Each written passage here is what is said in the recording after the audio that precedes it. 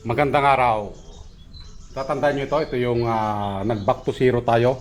Nag-cut back ng mga sanga dahil mahirapan tayo magpaliit ng dahon. So ito na siya ngayon. Naka-recover na ulit yung ating halaman.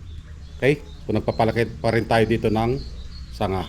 So ito yung ating gagawin ngayon. Okay? So let's start.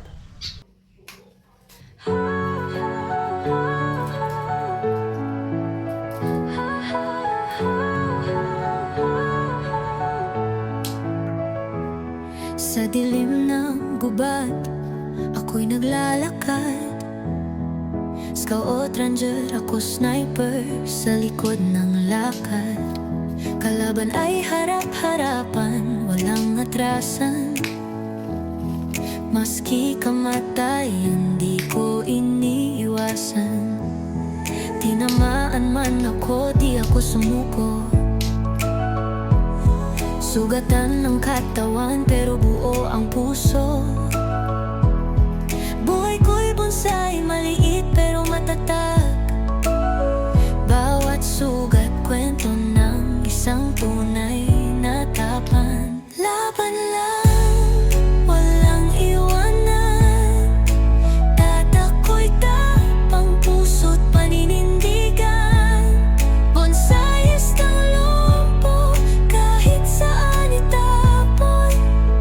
Tuloy ang laban kahit padurog, di guguho. Di lang sa gubat, pati sa buhay. Bawat pagsubok akin ang nasubaybay. Minsan bumagsak pero lagi bumangon. Yon, at natapos na nga nating ayusan itong tugas. Yan, ito na yung kanyang itsura. So, unti-unti na rin ulit nating mabuo. Okay?